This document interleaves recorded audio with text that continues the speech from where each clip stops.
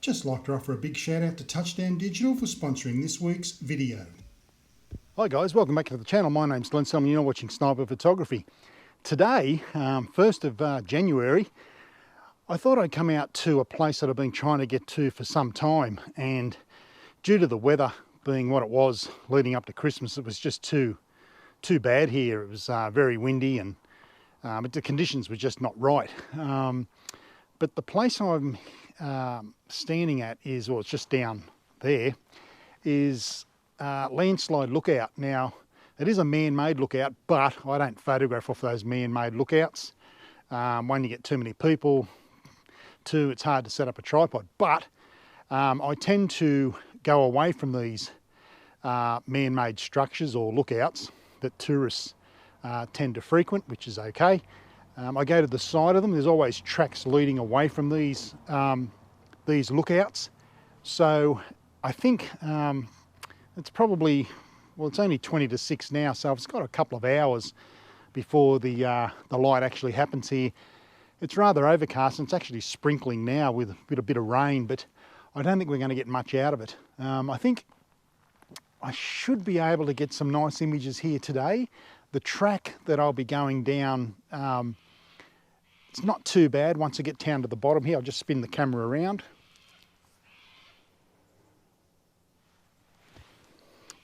So that's where I've got to go, and then I veer to the left and I make my way across the escarpment here at just outside of Katoomba. So overall there's no wind. Last time I was here it was blowing a gale. I didn't even set up. It was just too hard.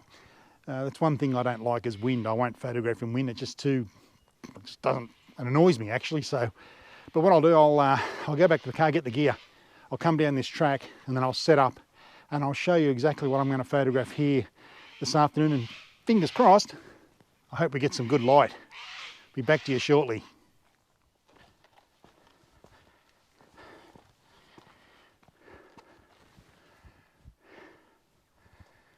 Straight through there.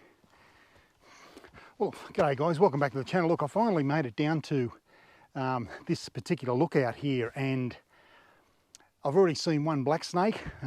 He was only a baby one, probably 3 feet, or just over a metre. He was in very good condition though, so there must be plenty of food around here for them.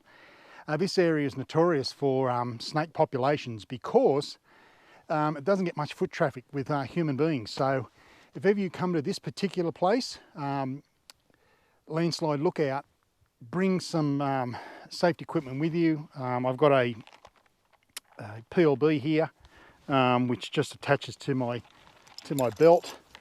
If I get into trouble, I can just push that button and hopefully someone will come and rescue me.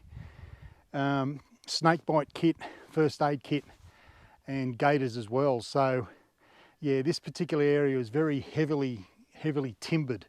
So what we do get here, we get eastern browns, we get the death adder, which is a smaller, fatter looking snake.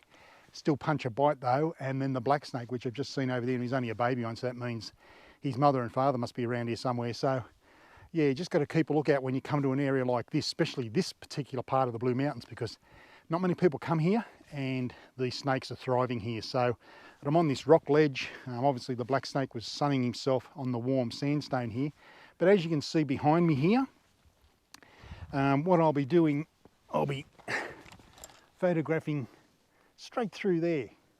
That's the end of Narrow Neck, and then we come back over here straight through there. So fingers crossed that we might get some good light, but if we don't, it's just nice to be here. I've just got to avoid the snakes when I go back out here later tonight. So yeah, it's a bit of a challenge, but other than that, I'm just going to sit back, have a cold drink, and think about my settings and composition here for later on. It's 6 o'clock. Probably start shooting from about 6:30, and then I'll get back to you and I'll show you exactly how to photograph this, once again, most magnificent area, a little bit dangerous, of the Blue Mountains, just outside of Katoomba in New South Wales. I'll get back to you shortly.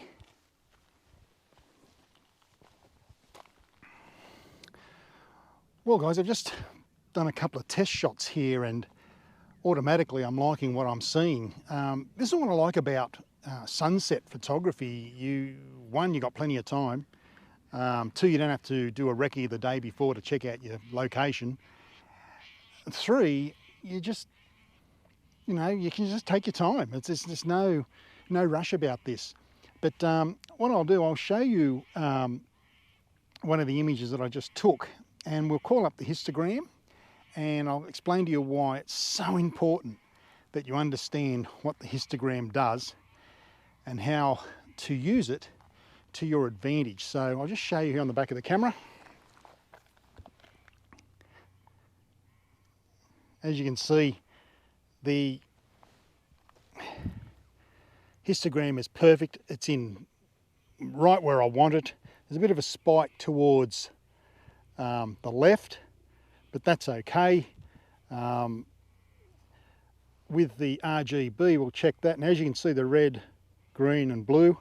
I've already checked the white, which is your histogram there, but your RGB is looking pretty good as well. Hope you can see that. But yeah, it's just good every time you take a shot that you look at your histogram, because the histogram will dictate how good your shot is going to be, and it also make your editing process a lot easier. I just love using the histogram. A lot of people don't, and I just don't get it. But if you're new to photography and you've got a camera like this or a mirrorless camera, study your histogram, and really after every shot or before you take the shot, get the histogram right. I like to expose to the right a little bit. I like to capture as much of the highlights as possible because I can always bring them down in Lightroom, and then I can raise the darks without creating a lot of noise. This Canon camera handles ISOs fairly well. The dynamic range isn't too bad for what I do here. So, but yeah, study your histogram and I can guarantee you your photography will improve. So that's it for the histogram. I'll take a few more shots and I'll come back to you as the light starts to happen here, and it's just about ready to go. I love this place. This is what I live for. Beautiful. A world away from everyone. Can't beat it.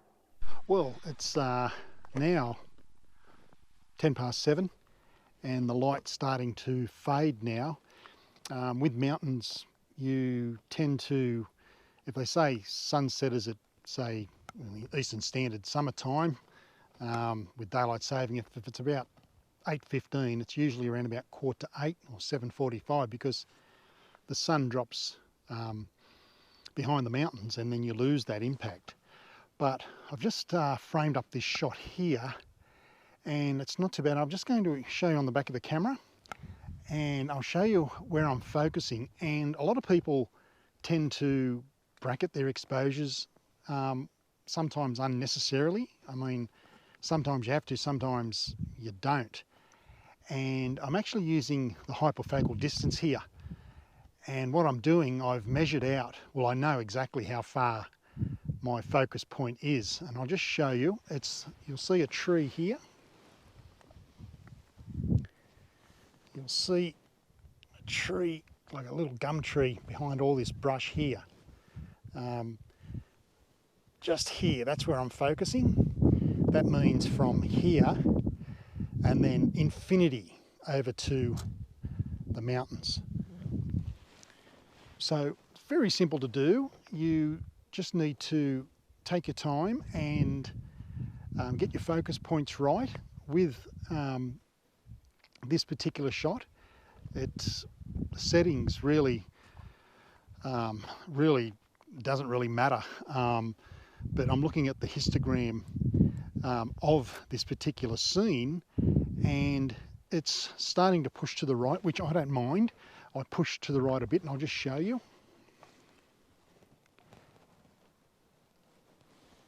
It's pushing to the right here.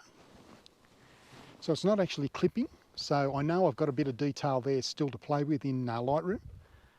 But other than that, hopefully in the next hour, we should get some really nice colours. It is very cloudy here. I'll just spin it around again and show you.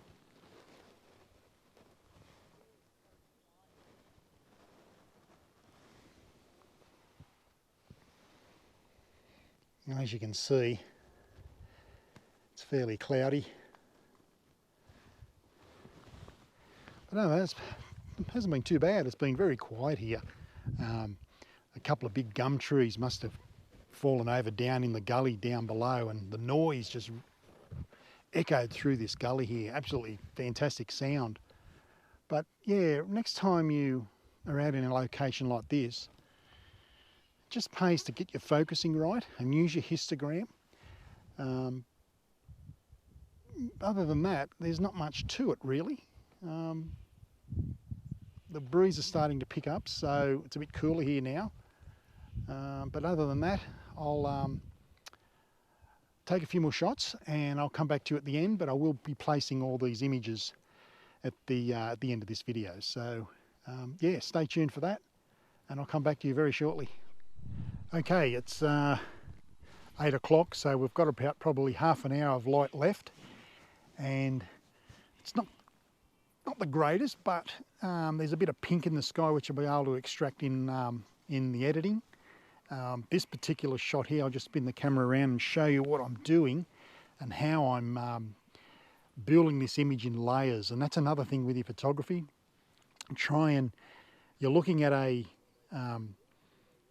dimension here which is 3D, but we only record it as 2D in our camera, so we have to make sure that we layer the image. And I'll just turn the camera and I'll show you where I'm focusing. Okay, as you can see, I'm focusing here. Now, I've got the camera down fairly low, as you can see. Now, if I had the camera any lower, that tip there would be adjacent or running level with that mountain range there, or that cliff top, and I don't want that. So I brought the camera down to, so we've got 1, 2, 3 layers. So that's how you layer your images in when you're doing this type of photography, and it just gives the image an impact and basically, you know, something for the viewer to really grab hold of. Also too, here today I've been shooting in aperture priority. The reason being I'm not using manual at this stage is because nothing's moving in front of the camera. So I use aperture priority quite a lot actually with this type of photography.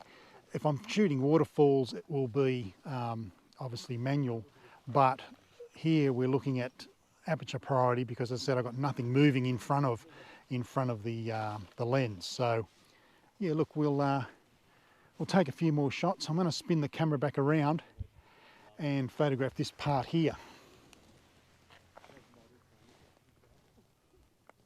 Over here, got a bit of light here, bit of pink up here, but she's a really magnificent location, this, and not many people come here, and I don't know why, because it's absolutely magnificent. Landslide lookout. So I'll photograph this section here and then I will put the images up at the end of this video. So yeah, I'll take a few more shots and then I'll catch you at the end. Okay, we're finished now here for the day, and just built my way through this track here, but it's wasn't a bad sort of afternoon, early evening here. We just have to climb our way back out of here. Watch the tripod. Yeah, as you can see, not many people come here, but I did, and I'm glad I did because I think I got some rather nice shots. Pretty good images, only a handful. I'm happy with that. But other than that, it's a great place to come here. And there was a couple of people here that were told to come here by one of the local outfitter stores or a MacPack store. But yeah, I'm just making my way back up to the roadway where the car is. But the images weren't too bad. The light wasn't the best, but I managed to extract some good colour by working the histogram. And that's what I said earlier in the video, that you must look at your histogram. So yeah, look, I'll put these images at the end of this video. I'd love to hear what you think about them, and let me know how you go with your histograms and how you're finding working with them. So having said that, getting a bit tired here. Oh. Having said that, I will sign off now and see you in the next one. Thanks for watching Sniper Photography. My name's Glenn Samuel, and as I always say, be nice to yourself, family and friends, but most of all, you keep shooting and keep smiling. Bye for now. It's getting harder as I get older. Whew.